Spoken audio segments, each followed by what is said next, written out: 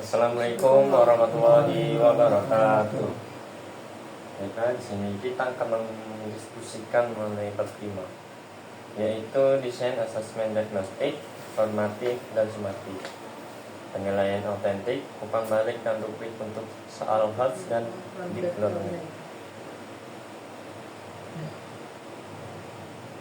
Jadi pada bab 5 ini itu selaras dengan RPS pada pertemuan 5 atau CPMK yang keempat, dengan materi pokok yaitu desain asesmen diagnostik, formatif, sumatif, penilaian autentik, rubrik. Nah, pada tahap ini tujuan dan indikator bab 4 kemarin itu diturutkan secara menjadi paketan asesmen yang mengumpulkan bukti ketercapaian secara sah atau valid atau adil, dan dapat mendorong pembelajaran mendalam melalui umpan balik formatif. Nah, keluaran bab 5 ini adalah tugas 5 buat 4%. Bab 5 ya, dia asesmen, desain asesmen diagnostik, formatif dan sumatif. Ya. Desain asesmen diagnostik, formatif dan sumatif. Sebelumnya kalian tahu nggak apa itu asesmen diagnostik? Diagnostik tuh apa jawab yang awal ini awal pembelajaran. Gitu. Ya. Kayak bisa disebut kayak misalnya kegiatan tanya jawab gitu Itu kan diagnostik. Kalau asesmen diagnostik, Hah? asesmen diagnostik Diagnostik tuh apa? itulah kan diagnostik tadi yang apa Pembelajaran penilaian awal gitu, pembelajaran awal gitu, pembukaan gitulah. Kita sebagai guru bisa kita kayak tanya jawab dulu dengan murid kan, misalnya perjalanan ke sekolah, misalnya Jawab tentang pemahaman awal siswa kan. Pemahaman siswa gitu kan sebelum melakukan pembelajaran gitu kan. Gimana siswa nih udah tahu di bagian mana itu sebelum kita belajar tuh. Misalnya udah sampai mana pemahaman siswa ya, gitu. misalnya kan CPJ kita tuh penjumlahan dan pengurangan bilangan angka 1 sampai 1000 kan. Nah, jadi kita tuh tahu gimana siswa tuh udah paham sampai mana gitu pengurangan sama penjumlahan ini. Sehingga kita tuh bisa merancang pembelajaran itu agar sesuai dengan kebutuhan Ini siswa. masih hemat air. Iya. Contohnya masih hemat air. Contohnya, contoh kan? Masih hemat air. Oh, Isi waktu. itu cuma contoh. Bagiannya diagnostik, formatif dan sumatif ini sangat penting dalam mata kuliah. Yang kalau asesmen formatif Itu ini inti dalam pembelajaran. inti kan asesmen. Apa maksudnya kayak Proses pembelajaran. iya proses pembelajaran. Yang itu kan Itu penilaian yang dilakukan selama proses belajar atau Iya. itu kayak mana? kayak mana nih? Ya, mana penilaiannya itu? Nilainya itu kita lihat dari selama proses belajar sesuatu kayak mana aktifnya pemahaman sesuatu kayak mana selama pelajaran tuh.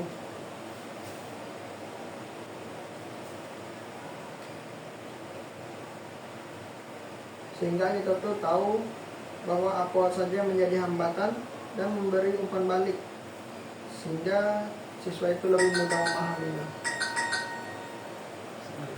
Karena kecil. Nah, kalau asesmen sumatif apa tuh? Penilaian akhir.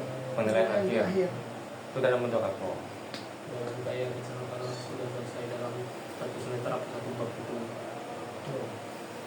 Itu biasanya dalam bentuk ujian gitu kan? Ujian akhir gitu. Ujian akhir semester bisa jadi ulangan harian. Oh iya, betul.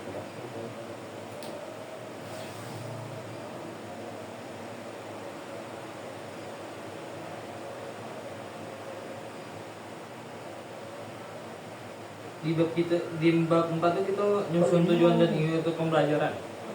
Enggak yang pas bab 4.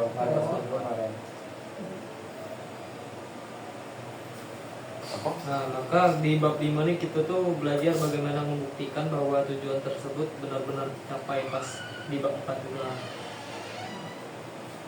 Jadi aku tengok tuh bahwa dalam pendekatan OBE atau outcome based education itu sebenarnya bukan sekedar memberi nilai, tapi menjadi alat untuk membuktikan capaian pembelajaran. Jadi setiap indikator tuh harus punya bukti belajar yang jelas. Kalau indikatornya menurut murid menganalisis, maka asesmen juga harus membentuk analisis, bukan sekedar pilihan ganda yang hanya mengukur hafalan gitu.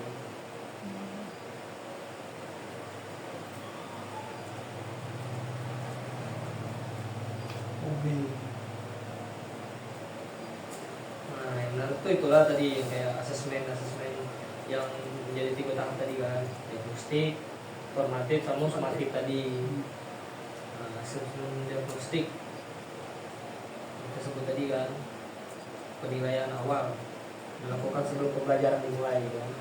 Tujuannya kan Tujuan itu untuk menentukan kesiapan siswa. Gitu tuh untuk mengetahui kesiapan siswa tuh.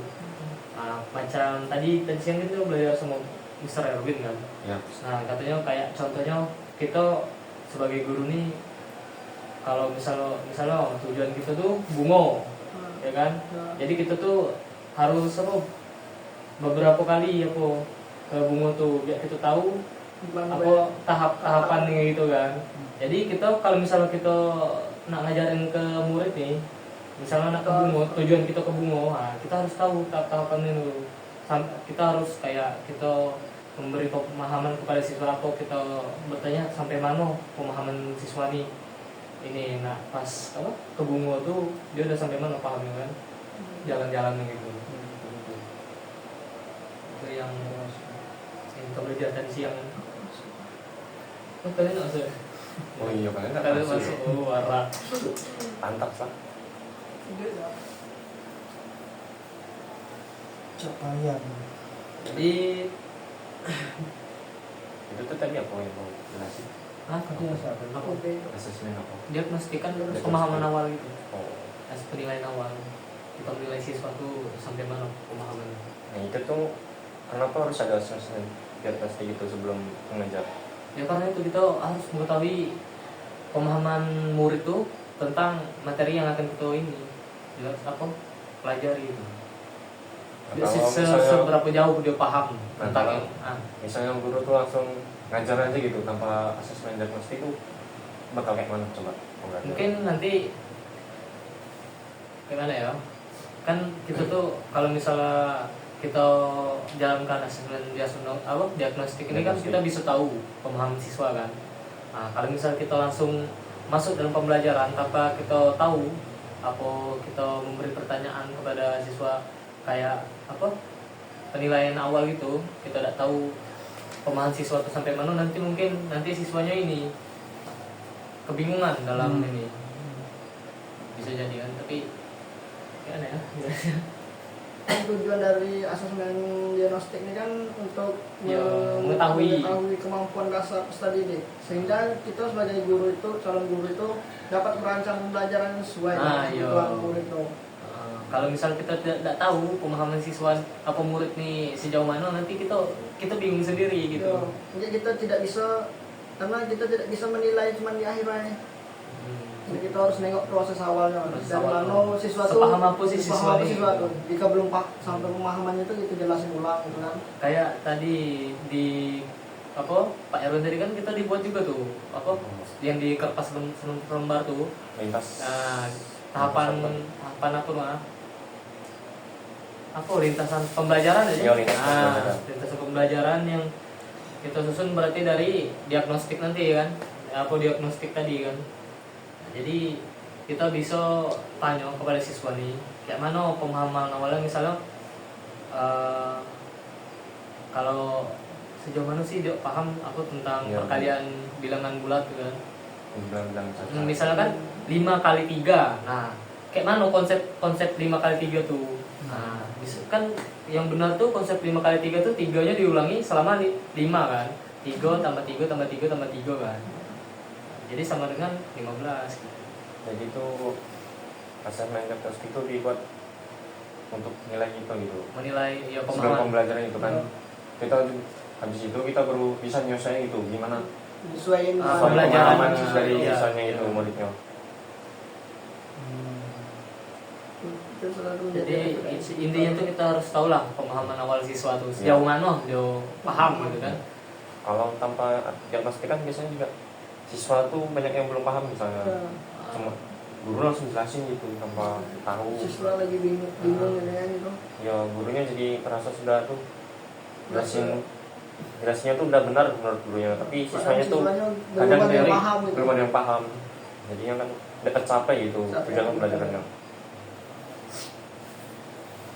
Ya langkah bagusnya tuh yo itu gitu mulai dulu Menerapkan- dengan penerapan penilaian apa Asesmen diagnostik diagnostik tadi yo.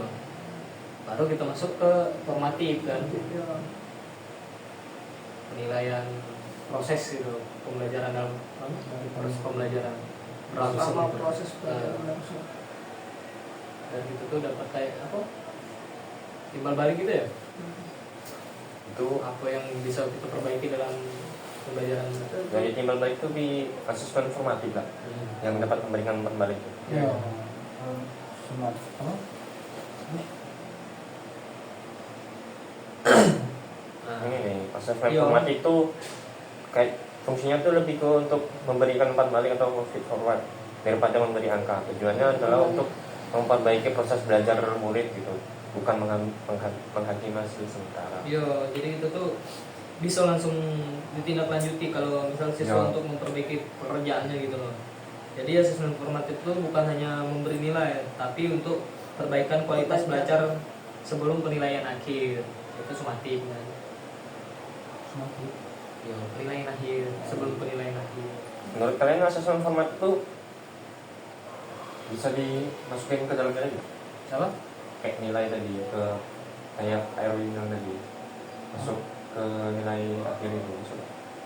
Bisa jadi Bisa kalau jadi. misalnya di asesmen sumatif tuh suatu murid nih udah ini udah tuntas ya kurang lah gitu. Kurang paham lah.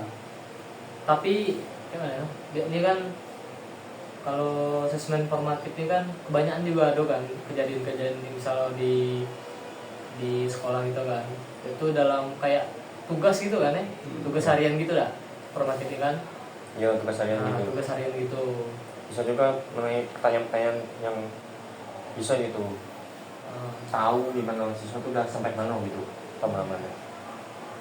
Sama lah kayak diagnostik, tapi itu bedanya di pertengahan proses belajarnya. Kalau menurut aku ya, kalau asesmen formatif nih kalau untuk penilaian ya, Ya, bisa baik. Ya. Tergantung situasinya lagi. situasi kondisi Iya. siswanya Iya, ya. betul. Kalau menurut aku ya. Jadi kalau misalnya kan setiap murid kan berbeda-beda kan. Ya, Ada yang paham waktu di asesmen formatif ini kan. Ah, Waktu proses belajarnya itu paham, tapi pas di asesmen formatif mengerjakan soal-soal soal akhir itu ujian akhir tuh dia nggak bisa gitu. bingung dia. Asesmen Apalagi kan asesmen sumatif ini kan ini kayak ujian gitu dia biasanya murid-murid nih kaku tuh apa kayak ragu itu. bingung dia kan. itu dari sudut pandang siswa. Hah? Sudut pandang siswanya. Apa ya? Itu Apa? sudut pandang siswanya. Enggak, kalau asesmen sumatif ini kan ini ujian gitu, Ya, kayak ujian ujian gitu. akhir. Jadi kebanyakan Untuk siswa tuh memberikan nilai itu tuh biasanya formatif. tidak bisa menjawab, tapi dia di formatif dia ini Bisa, aktif dia paham, dia. Dia paham waktu di formatif, tapi waktu di sumatif di Dia kurang pengerjaan soal itu dia kurang. Jadi Sesuai sama kita itu. sebagai guru tuh bisa lihat dari asesmen formatifnya, bisa kita apa timbang ya, ya, timbang di situ. perbaiki nilai siswa itu dari asesmen formatifnya. Ada yang beberapa gitu, ada juga yang enggak. Tapi kadang Itu tergantung dari siswanya. gimana ya? Ada yang di dalam proses belajar itu guru itu cuma sekedar memberi gimana ya? Memberi dia nih kayak dalam buku ajar ya kan? Kayak apa ya kalau bilang AKS ya? KS. Kayak dalam buku AKS itu ada cerita, ada apa gitu kan? Siswa itu tuh ini baru kejadian lagi pas saya observasi yang lain. Siswa tuh kayak dinulis sampai 3 lembar atau 5 halaman. cerita. Iya, disuruh nulis cerita sampai Nyalin dari buku. awal, Nyalin buku dia. nyalin dari awal sampai akhir tuh. Kadang ada siswa itu memang kayak belum siap, terus tiba-tiba nggak mungkin aja besok. Jadi kayak prosesnya tuh kayak cuma berhenti kayak muter-muter di situ aja itu kayak siswa tuh kurang mana ya? kurang apa yang dipelajari dia, apa yang dilakuin dia gitu. Kurang Dia, paham. dia ini belajar apa sih gitu? Cuma Cuman ngerjain ya, baik. cuma disuruh nulis aja gitu. Cuma nyalin buku gitu ya. Berarti itu tuh tujuan pembelajarannya belum ada di situ kan. Cuman nulis baik. Mungkin bisa jadi Itu di kelas berapa itu? itu apel apa? Bahasa Indonesia. Bahasa Indonesia. Kan bahasa Indonesia ini kan banyak kan. Banyak. Mungkin kayak tujuan bisa jadi tujuan pembelajarannya untuk dalam menulis. Tujuan pembelajarannya. Tapi gimana ya? Kalau menurut saya itu kayak berlebihan ya. Anak disuruh sampai 5 halaman loh, 5 halaman PKS. So, dari awal emang sampai pulang tuh siswa nulis aja. Berarti itu jatuhnya kayak cuman disuruh nyalin buku buat buku Iya. sendiri jatuhnya kan. Nyalin buku. Seharusnya kita Kayak sebagai kalau memang apa? Memang itu gurunya nggak ngasih penjelasan gitu. Suruhnya Kayaknya enggak lah. Kayak cuma disuruh nulis aja lah. langsung suruh nulis. seharusnya kita sebagai guru tuh kita harus memberitahu juga pada siswa tuh tujuan pembelajaran kita hari itu apa, hari ini itu apa. Misalnya taruhlah kan dia tujuan pembelajaran tuh menurut apa cara menulis dengan baik dan benar kan. Apalagi bahasa Indonesia kan biasanya itu kan tujuan pembelajaran. Nah bisa kita pertama-tama tuh kita jelaskan dulu cara menulis kayak menulis cerita kan. Tidak tidak boleh jangan suruh murid tuh nyalin Seharusnya cerita itu membuat dalam cerita buku. dalam Ya, kehidupan sehari-hari ya gitu. bisa Ya. itu. Jadi Ya, siswa itu bisa siswa berpikir juga. nalar juga kan. Nalar kerja jalan. Aku ya hari ini Apa ini aku kemarin ceritakan ini, ya. Jadi tidak sekedar nyalin lah ya kan. Suruh nyalin itu kan nggak ada jatuhnya nggak masuk lah ya. Nah, cuman nulis lah ya kan. Ya. Cuman Tujuan pembelajarannya tidak tercapai itu jadi. Kalau di bahasa Indonesia kan ada membaca. Ah, menulis. nulis dan apa lagi tuh? Cuma Nih, buat Membaca, menulis, mendengarkan. mendengarkan. Sebenarnya kalau memang apa Menyimak. Menyimak. Siswa tuh istilahnya tulis berapa baris, kayak 5 baris lah, baru siswa disuruh membaca. Kemarin pas saya observasi itu, yang saya lihat dari siswa yang saya observasi ini, siswa tuh saya dapat kabar juga kalau dia ini siswa yang kurang paham, kurang nulisnya, Lambat. bacanya kurang juga.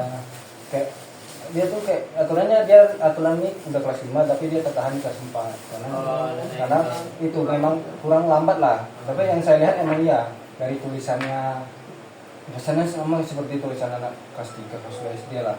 Apalagi dalam membacanya tuh kayak ada sering kata-kata yang tertinggal atau patah-patah gitu. Tapi dia bisa enggak ngejo gitu kan. Ngeja. Oh, masih Ngeja. ngeja. Ya masih ada kata yang tertinggal atau kayak patah-patah lah gitu. Nah, menurut saya itu kayak kenapa enggak kita ajarkan dulu dari cara dia membaca? Seharusnya Kan dia harus memahami dulu baru menulis. Kalau menurut saya. Ya. Betul. Mungkin pada kan membaca ini kan biasanya diajarin pas kelas-kelas awal. Kalau kelas Iya, kelas awal. kalau kelas 4 itu kan udah kelas Udah- menengah gitu kan. Kelas awal itu kan dari kelas 1 sampai kelas 3 kan.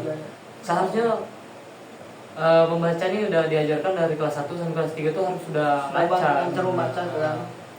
Kalau misalnya di kelas 4 masih ngeja tuh kayaknya itu juga ada Itu mungkin dari kesalahan. guru dan orang tua kan. Sekarang kan udah ada juga yang apa namanya kata Pak ini tadi menyangkut orang tua tuh. Assessment. Iya kan asesmen Ya, apa benar. ada penilaian orang tua juga. Oh iya. Jadi enggak harus enggak hanya apa namanya tidak. Masalahnya itu masalahnya itu tidak di siswa tuh baik. Bisa jadi gurunya kurang apa orang tuanya ada ini kan merhati dia gitu kan. Makanya sampai di kelas 4 dia masih gitu bacanya. Harusnya di kelas 4 tuh udah lancar lah. Tapi di teman-teman yang lain emang udah pada bisa semua. Dia ini aja kayak ada kata gurunya tuh sekitar 5 murid tuh emang kurang. Kayaknya yang muridnya itu harus dikasih perhatian lebih lah dari gurunya. Penjelasannya. Dari orang tua kita sebagai guru juga ini bilang apa namanya? Jadi edukasi lah. Edukasi ke Ke orang tua. orang ya. tua kalau di rumah sering diajak belajar aku mau baca gitu kan. Emang sepenting itu peran orang tua dan guru tuh. Terus ada Apalagi di rumah hubungan, kan, ya. di rumah kan. Yang pertama tuh kayaknya lebih ke orang tua lah. Karena kan dia lebih sering di rumah kan. Ya itu guru pertama itu adalah orang tua kan. Nah,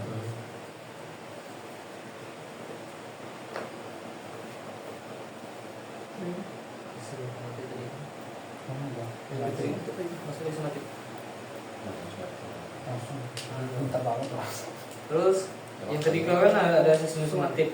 Nah, kan asesmen sumatif kan digunakan untuk memverifikasi capaian akhir gitu kan. Penilaian akhir. Nah, dalam pembelajaran berbasis proyek atau kayak ya itulah soal-soal ini kan kayak host sumatif sebaiknya berbentuk tugas autentik itu seperti produk proyek itu, presentasi dan refleksi individu.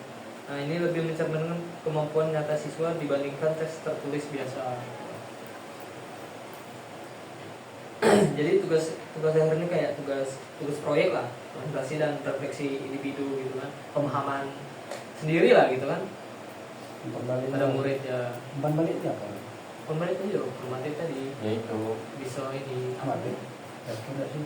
formatif. formatif, sumatif yang terakhir. Sumatif terakhir. Yang formatif tuh waktu proses belajarnya gitu. Kita tuh tahu gimana siswa tuh udah sampai mana waktu proses belajar ini kan. Kalau ada yang belum tahu kan kita bisa umpat balik gitu. Gimana sih biar siswa tuh paham lagi gitu. Nyesuaiin gitu lah. Bedanya kalau asesmen sumatif ini lebih bagus tuh tugas tuh berupa autentik yang menuntut untuk menganalisis dan penerapan konsep. Mungkin contohnya tuh kayak apa ya? Analisis. Kita beri soal cerita. Mana dalam cerita itu siswa itu diminta untuk menganalisisnya. Misalnya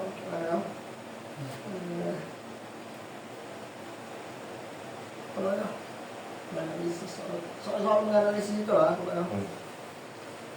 Siswa itu diminta untuk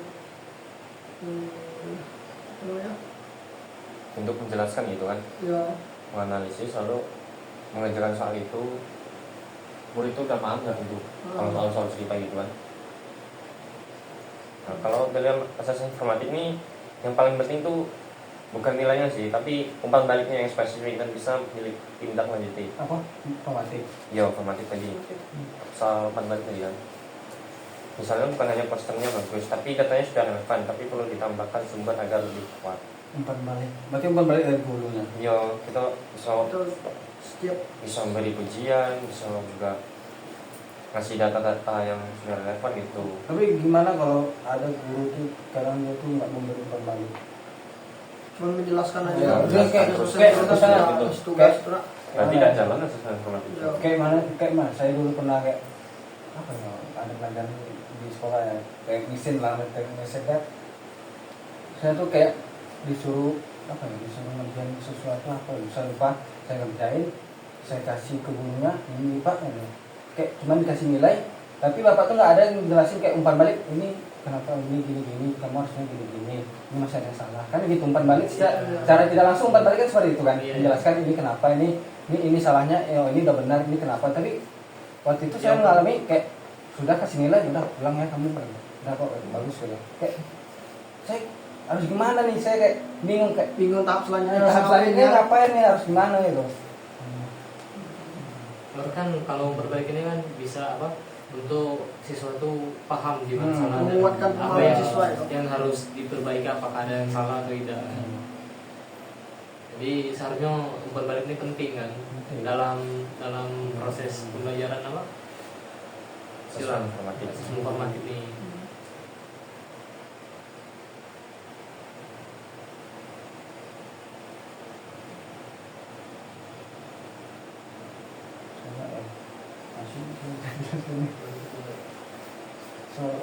Ada kotsosnya loh. Ini kan di bab 5-nya ada pemetik kasus nih, kasus SD. Guru kelas 5 SD menjalankan proyek kampanye hemat air. Siswa membuat poster kampanye, namun penilaiannya hanya berdasarkan bagus atau tidak bagus dan nilai akhir. Akibatnya siswa itu tidak mengetahui apa yang perlu diperbaiki, kelompok yang aktif mendominasi, dan kualitas argumen atau ketepatan data rendah. Guru juga tidak memiliki data diagnostik untuk mengetahui miskonsepsi awal siswa tentang hemat air. Nah, di sini ada pertanyaannya nih. Data apa yang seharusnya dikumpulkan sejak awal agar guru itu tahu kesiapan dan miskonsepsi siswanya? Tahu nggak apa itu? Apa tuh? Coba dicoba.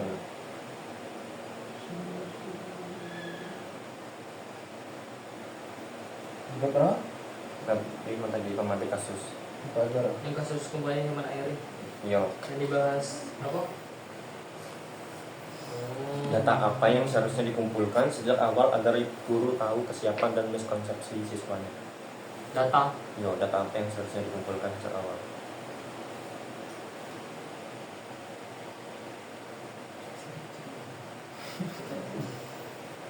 Awal apa yang harus dikumpulkan sejak awal? Kan Nah, kalau menurut saya nih, sejak awal nih guru tuh harus perlu mengumpulkan data tentang pemahaman konsep dasar siswa mengenai hemat air, sumber air bersih, serta dampak penggunaan air yang berlebihan. Hal ini itu bisa dilakukan melalui beberapa pertanyaan singkat atau tugas kecil yang menguji pemahaman awal siswa. Dari jawaban-jawaban tersebut, guru tuh dapat melihat apakah siswa sudah memahami konsep kelangkaan air atau justru memiliki miskonsepsi. Misalnya, menganggap bahwa air itu tidak akan pernah habis karena selalu ada hujan. Selain itu, guru juga perlu mengetahui kemampuan siswa dalam membaca dan menggunakan data, karena proyek kampanye seharusnya itu didukung oleh fakta. Dengan adanya data diagnostik, guru dapat merancang pembelajaran yang sesuai dengan kebutuhan siswa dan memberikan dukungan bagi yang belum siap. Jadi ini data yang perlu dikumpulkan itu kayak asesmen diagnostik gitu, tayang-tayang awal-awal gitu. Iya, tayang-tayang awal, terus siswa itu kan menjawab, jadi kita tahu itu datanya jadi awal apa. gitu.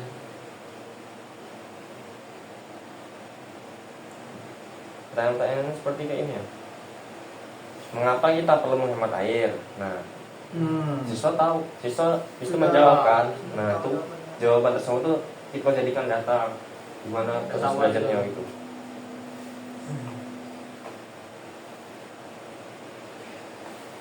Ini yang guru hanya memberikan penilaian bagus atau tidak bagus tuh? Apa kriteria yang jelas, akibatnya itu siswa tidak Itu tuh kayak keberhasilan Itu tuh kayak apa tuh? penilaian Berdasarkan bagus tidak bagus itu kayak umpan balik gitu. oh iya Umpan balik asesmen formatifnya itu. jadi itu tuh yang kayak kriteria yang nggak jelas gak bagus atau tidak bagus sebenarnya. Yo. Jadi akibatnya siswa itu tidak tahu standar keberhasilan dan tidak ada proses perbaikan selama proyek berlangsung gitu kan. Ada tuh timbal balik umpan baliknya gitu lah. Yo. Nah, dari sini kita menyadari bahwa tanpa desain asesmen yang sistematis, pembelajaran proyek itu bisa kehilangan kedalaman berpikir. Jadi kan ya udah kayak kan misalnya ada gambar ya bagus kurang nggak bagus kurang gitu ya. Nggak tahu, Nggak cuma tahu tahu yang kan. bagus-bagus Nggak saja tahu gitu. umpan Nggak ada baliknya penjelasan gitu. lanjutnya gitu. Seharusnya kita sebagai guru harus memberikan umpan balik supaya murid itu tahu jelas Tahu, dia harus kemana. kebenarannya di mana gitu kan. Dan itu harus kemana, itu dia harus ngelakuin apa.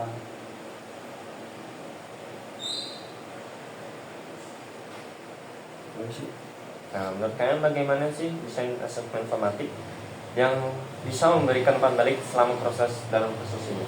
Hah? Gimana? Asesmen formatif yang bisa memberikan umpan balik selama proses di proses ini. Apa Hemat namanya? air nih Iya. kan tadi kan pertanyaan awal tadi kayak apa kan, kenapa kita harus menghemat air kan. Coba tadi apa ini pembelajaran boleh ini pembelajaran Gimana tadi? asesmen Itu ini. gitu tulisannya. Coba cari contoh info pembelajaran asesmen formatif. Contoh asesmen formatif. Nulis Pak itu. Apa? Tarik mana? Makalah Bu. Nah, Agak Bu. Dulu. Pakai apa? banyak aja gitu. Ada kelompok jauh. Kan bisa. Kelompok kita ya. Kamu nggak bisa ngomong satu. Kan udah ini lanjut. Aduh, aduh.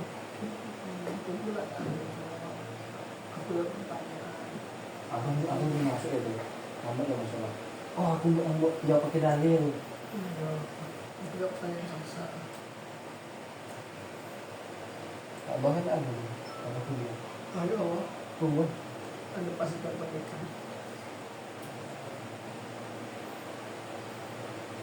Jadi kan tanya no, bagaimana sih desain asesmen formatif yang bisa memberikan umpan balik gitu sama dalam proses ini. Itu kita bisa menerapkan gitu asesmen formatif yang belum khusus memberikan umpan balik, bukan hanya nilai.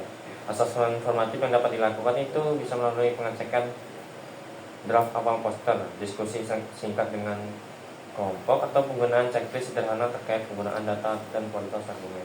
Umpan balik yang diberikan itu harus spesifik dan dapat ditindaklanjuti. Misalnya dapat daripada mengatakan posternya itu bagus, guru bisa memberikan komentar seperti pesan ini sudah jelas, tetapi belum ada yang data mendukung aja kamu. Coba tambahkan fakta agar argumen lebih kuat. Nah itu kan bagus tuh umpan baliknya. Gak cuman posternya bagus nih, kita tuh harusnya memberikan umpan balik tuh kayak gini, pesan tuh udah jelas tapi belum ada data yang mendukung pendapatmu, coba tambahkan fakta agar argumen lebih kuat. Nah itu kan siswa jadi tahu harusnya siapa lagi, apa yang kurang. Nah dengan cara ini tuh siswa bisa memahami bagian mana yang perlu diperbaiki dan proses belajar menjadi lebih bermakna. Selain itu, asesmen formatif juga membantu mencegah dominasi dalam kelompok, karena guru dapat memantau peran dan kontribusi masing-masing anggota. Jadi gitu. Asesmen formatifnya sangat penting ya. Yo, berikan kembali itu. Itu Kembali itu Karena cuma pujian biasa-biasa gitu. kita memberi pengetahuan ke siswa kita. Yo, Memberi penguatan penguatan itu. Soal siswa ini udah jawab kan, terus guru nih apa nih koreksi, cuma terus suruh ngasih kasih tahu, wah ini udah bagus ya, udah jelas. Harusnya kayak gitu. Harusnya ada umpan baliknya itu. Misalnya Dijelaskan. jawabannya udah jelas, penjelasan tapi singkat lah untuk Iya. dengan kedepannya harus kayak apa. Oke, jawaban kamu ini udah jelas tapi tinggal tambahkan ini. Iya, tambahkan fakta atau Kurang atau ini, data. kurang itu. Itu di kasus lah. Iya. Ya itu umpan balik. Jadi di sini aku harus cari ini dulu, tambahin ini gitu. Kan tuh apa umpan balik yang bagus kan untuk murid Anda, jadi bisa memperbaiki lah tugas yang diberikan tadi kan. Ya, nggak cuma penilaian, tugasnya udah bagus.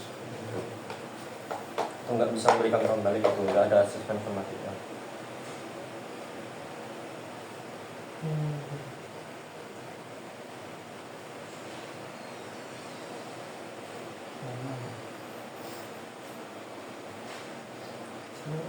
Ini kan ada penilaian autentik juga nih, Pak Bimo. Oh iya. Autentiknya apa penilaian autentik? Ini autentik. menilai kemampuan siswa dalam konteks yang menyerupai situasi nyata. Itu kayak mana maksudnya? Fokusnya itu bukan sekedar mengingat fakta, tapi juga menggunakan pengetahuan untuk memecahkan masalah, mengambil keputusan atau menghasilkan produk. Oke, di sini Maksudnya dari nyata, maksudnya nilai dengan nyata, maksudnya apa? Nah, betul. konteks yang menyerupai situasi nyata. So itu kemampuan siswa dalam konteks yang menyerupai situasi nyata, di mana fokusnya bukan sekedar mengingat fakta, tetapi menggunakan pengetahuan untuk memecahkan masalah. Di sini nih siswa tuh disuruh berpikir kritis bagaimana cara memecahkan masalahnya, bukan berdasarkan fakta, tapi mencari solusi lain gitu. Iya, benar. Apa sih? Oh, ya itu penilaiannya mengukur kemampuan siswa itu melalui tugas-tugas gitu kan? Ya, Atau siswa situasi yang menyerupai kehidupan nyata, misalnya tuh kayak produk atau proyek gitu. Oh, Atau misalnya presentasi juga yang menjelaskan gitu apa ini. Fokusnya tuh bukan hanya pada hasil akhir, tetapi juga pada proses berpikirnya itu. Cara bekerjanya sama atau dan kemampuan mengambil keputusannya.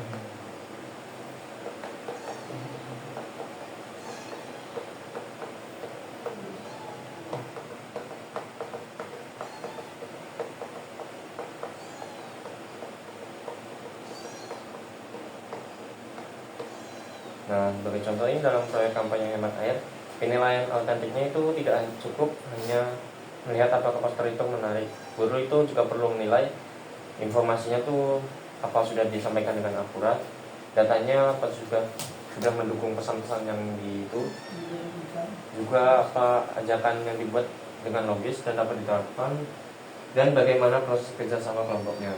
Nah, dengan demikian penilaian autentik itu mencakup 3 aspek utama, yaitu produk, prosesnya, terus sikap belajar siswanya gitu.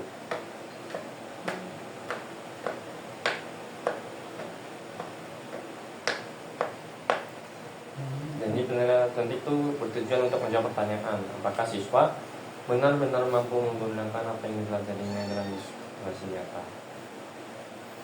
Situasi nyata.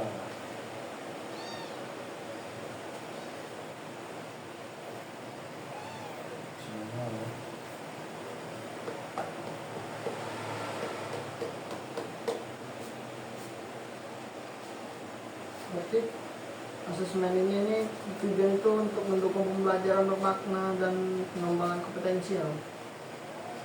Asesmen apa? Asesmen ini, asesmen apa itu? Autentik. Penilaian autentik nih. Oh, Itu bertujuan untuk mendukung pembelajaran bermakna. bermakna. Itu apa? Asesmen kan kan ya? Formatif. Oh, gitu. Mendukungnya, mendukung Penilaian penilaian autentik, mendukung formatif penilaian. tadi. Itu apa? Ini itu catat kemarin.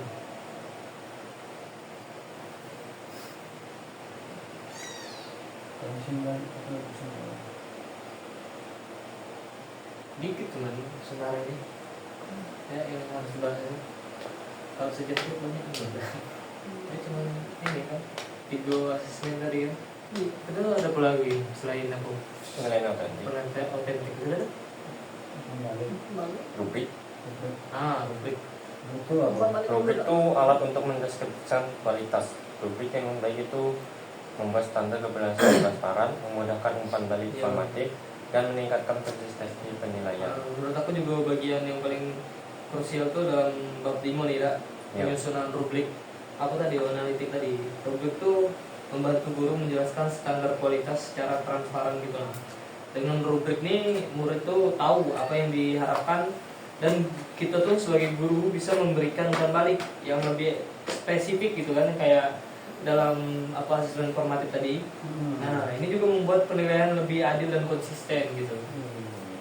Jadi rubrik ini harus ini transparan. Jadi si apa murid tuh tahu juga kan penilaian kayak mana yang kita mau gitu kan.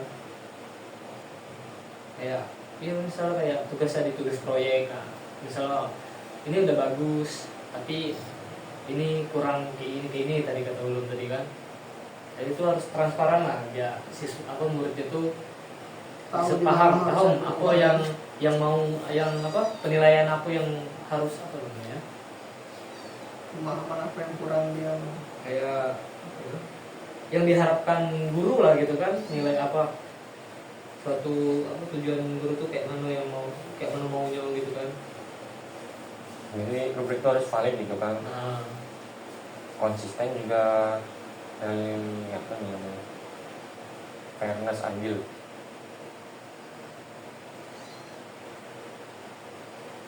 Oh iya. Berarti rubrik itu ibaratnya standar kualitas yang terlihat ya. nah, Kayak tanpa rubrik tuh guru tuh menilai berdasarkan perasaan atau kesan umumnya aja. Ya. Dengan rubrik penilaian menjadi lebih kan ya, lebih terarah, kan jelas ya kan, objektif dan tahu transparan murid, tadi. transparan murid kan tahu juga kan salahnya di mana gitu kan, yang diharapkan guru tuh yang kayak mana gitu kan. Nah jadi kan guru tuh ini transparan kayak apa jujur gitu kan, apa yang Apa yang kurang? mau ditambah apa mau harus ditambahkan oleh apa murid tersebut kan dalam proyek yang gitu kan misalnya kan. Ya gitu sih kurang lebih rubrik.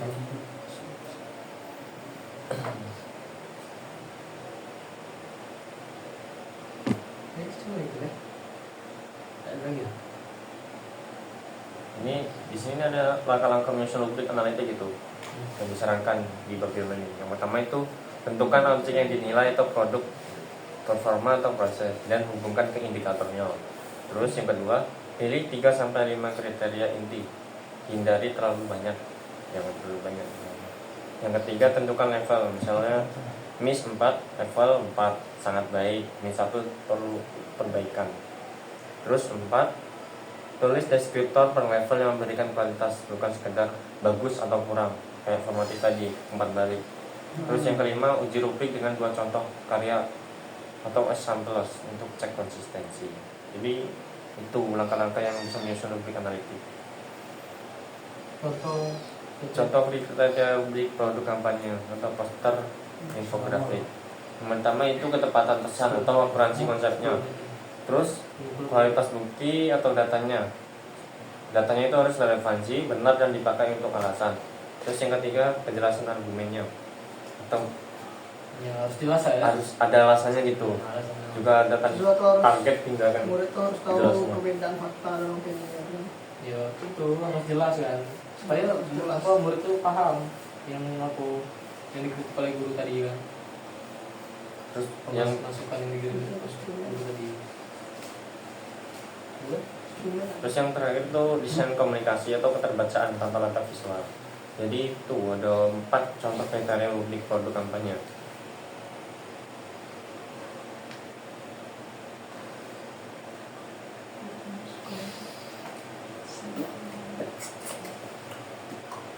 Jadi di bab 5 ini kita juga ada apa tuh namanya portofolio gitu kan. Yang lampiran mana lampirannya? Lampiran 5 nih. 5A, 5B, 5C, 5D, 5E sampai 5F. 6. Di bab udah ada tuh. Di bab 4 yang kemarin sampai Bab apa? yang kemarin kita catat. Nggak ada bab itu. Ada bab. Saya tahu. Kayak lampiran gitu. Yang kayak Ada. Ada. Ada di grup. Kita harus itu juga ini kayak gini cara Tetap apa? Aku boleh. Sudah ngumpulin dulu. Belum ada lagi. Oke. ya. Ngumpulin apa ya? Masa dicatat sih orang dia buat sih biasanya. Lampiran. Dicatat. Oke, kemarin kita ngumpulin itu baik di sini. Oh, Yang file dalam bentuk file. masih siapa? Bab 4 atau enggak? Di grup. Ini mana yang terakhir? Itu juga ini. Ini kan tugas aja kayak File aja. Kan lah ya kumpulin. udah gitu biasa. Kan sudah. Udah yang di grup gitu ya. Nah, lainnya juga udah. Yang tidak buat refleksi sama film kan ya bagi. Ini bab 5 nih minggu depan ya malah tenggat. Berarti ini akhir seminggu. Satu kali lagi dah. Apa lagi ada bab 6. Semprot ngirim sampai bab 6. Ini pun besok masih bab 4 ya. Iya. Yang minggu mana kan bab tidur. Ya kan seminggu kita buat nih. Nah, Ini bisa dibahas. dia bekerja sih soalnya. KKN atas. Kedua. Ini KKN yang masih ini yang belum isi. Kalau learning lab kau catat ya. Catat. Refleksi dulu. Ketik. Ini yang mana Rom? Itu bab 4. Mana nih? Banyak nih. Ini. Sama aja tuh. Jadi bab 4 nih kita tuh Empat. Udah bab 5. bab 5 nih.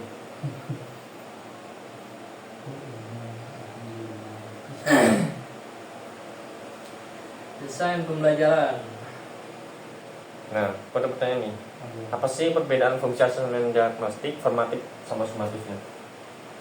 Fungsi. Perbedaan asesmen diagnostik, formatif dan sumatif. Asesmen diagnostik itu kan dilakukan sebelum pembelajaran untuk memetakan kemampuan siswa itu sampai mana. Ya. Terus Itu ada mana tahap data awal ini guru berisiko merancang pembelajaran yang sesuai dengan kebutuhan murid. Selanjutnya itu asesmen formatif. Asesmen formatif ini kan berperan selama proses belajar untuk menghasilkan umpan balik yang spesifik dan dapat ditindaklanjuti. Di mana fokusnya bukan hanya skor, melainkan perbaikan kualitas berpikir dan produk murid. Sementara asesmen sumatif ini berfungsi memverifikasi capaian akhir melalui tugas autentik yang menuntut transfer konsep dan penalaran tingkat tinggi atau disebut dengan HOTS, bukan sekedar mengingat informasi saja. Itu loh. Jadi itu ya. Ya gitulah, kayak di bab 5 ini membuka pemahaman bahwa asesmen itu bukan kegiatan di akhir pembelajaran gitu kan. Tapi proses gitu kan. Nah, Dari tapi awal sampai akhir gitu. inti dari desain pembelajaran itu sendiri. Jadi asesmen yang baik tidak hanya mengukur hasilnya baik, tapi juga menggerakkan proses belajar gitu. Ya. Terus kayak melatih host dan membangun budaya refleksi di kelas gitu. Ini ada tanya lagi nih. Apa bisa ada kalian sebutin ciri-ciri umpan balik yang efektif gitu untuk asesmen formatif? Ciri-ciri umpan balik yang efektif. Ciri-ciri Iya. Ciri-ciri apa? Umpan balik yang efektif. Enggak tadi itu. Enggak cuma pujian aja kan. Ciri-ciri umpan balik yang efektif. Untuk Yo, spesifik dan jelas. Iya. Yang harus jelas. Umpan balik itu bersifat kayak umum seperti tidak bersifat umum seperti bagus, bagus ya, kurang rapi gitu ya. Terus tetapi penyebutan bagian mana yang sudah baik dan bagian mana yang perlu diperbaiki. Jadi jelas gitu kan. Yang mana ini udah baik gitu kan, tapi ini kurang gitu. Nah itu kita harus jelas. Itu bisa jadi itulah yang ciri-ciri ya. Ciri-ciri umpan balik yang efektif itu spesifik dan jelas. Lalu yang dua itu berbasis kriteria, mengacu pada rubrik tadi. Iya. Nah, umpan balik itu harus merujuk pada indikator atau rubrik yang telah ditentukan. Artinya itu kayak komentar diberikan sesuai standar yang sudah disepakati oleh guru tadi kan. Penilaian bukan berdasarkan perasaan guru be. Ada enggak contohnya itu umpan baliknya? Contohnya, Ya, contoh umpan balik yang bagus itu efektif buat pembelajaran.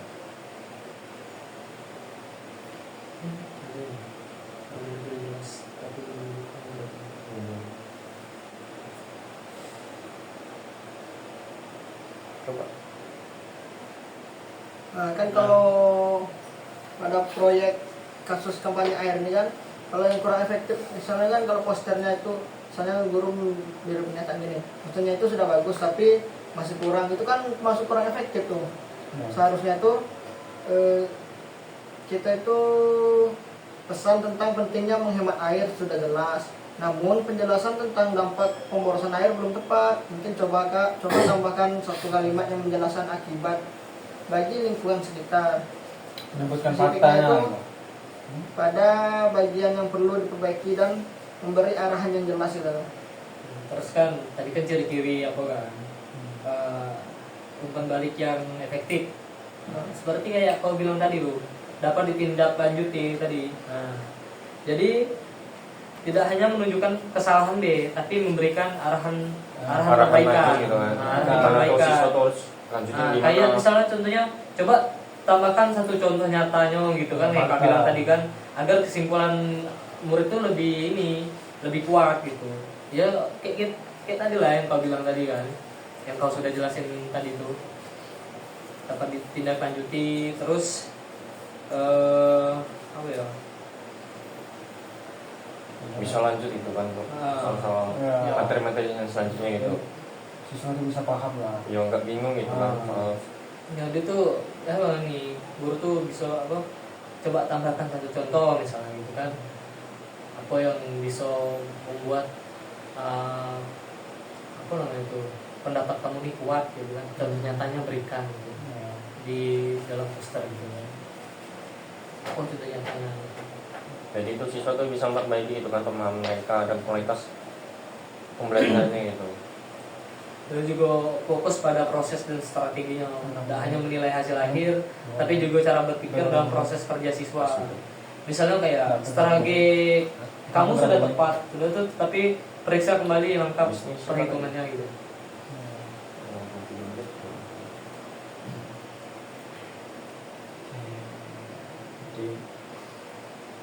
Nah, aku tanya sama kamu kan, Ya. menurut kalian dalam praktik di SD nanti, bagian mana ya yang paling sulit yang diterapkan? dari asesmen diagnostik, formatif, atau penyusunan rubrik tadi. Dan bagaimana strategi kita supaya asesmen benar-benar mendorong deep learning itu, bukan hanya formalitas penilaian gitu. Bagian mana yang paling susah. ya yang paling sulit diterapkan. baik aku menurut kalian diagnostik sama formatif sama ini penyusunan rubrik. Kalau aku menurut aku formatif tadi. Formatif sih kan kita di situ harus ada umpan baliknya gitu, yang bisa memberikan pengalaman lagi itu sama siswanya, tahu kan siswanya siapa mana. Kita juga harus bisa memberikan umpan baliknya yang efektif gitu, bisa pengalaman siswa tuh tambah tahu tahu letak salahnya di mana, dan juga bisa lanjutin harus gimana lanjutannya. besoknya harus kemana itu bukan untuk di siswanya aja tapi untuk dari kita sendiri. Dari kitanya juga. Itu ya formatif ya. Apa yang diterapkan ya. Kalau asesmen diagnostik kan itu di awal aja, cuma tahu untuk kita tahu Penilaian itu pemahaman sampai mana sih. sih pemahaman siswanya sebelum belajar kita. Nah, proses sumatifnya itu cuma soal-soal untuk akhir gitu. Itu Apa? Mungkin itu ada ya. Kalau penilaian juga tidak jauh-jauh dari pertama, ya harus sistematis dari kan. Diawali dulu dari asesmen diagnostik, formatif, dan kita sebagai guru itu harus memberikan umpan balik pada sebuah tugas proyek murid tersebut kan. Lalu baru kita kasih penilaian akhir kan. Oke. Jauh dari situ lah, harus sistematis lah. Sistematis. Nah, jadi kesimpulan kita diskusi ini tuh asesmen itu dalam pembelajaran tidak seharusnya hanya berfokus pada nilai akhir, tetapi juga harus dilakukan sebagai bagian dari proses belajar itu sendiri. Asesmen diagnostik penting dilakukan sebelum pembelajaran untuk mengetahui kesiapan dan pemahaman siswa, sehingga guru dapat menyesuaikan strategi pembelajaran secara tepat. Tanpa data awal kayak asesmen diagnostik ini, pembelajaran itu berisiko tidak efektif dan kurang adil bagi siswa yang memiliki kebutuhan berbeda. Yang pemahamannya kurang lah ya. Nah, selama proses berlangsung, asesmen formatif juga berperan memberikan umpan balik yang spesifik dan dapat ditindaklanjuti. Umpan balik inilah yang membantu siswa memperbaiki pemahaman dan kualitas karyanya. Sementara itu, asesmen sumatif digunakan untuk memverifikasi ketercapaian tujuan pembelajar melalui tugas yang bermakna dalam konteks proyek seperti kampanye hemat air. Penilaian autentik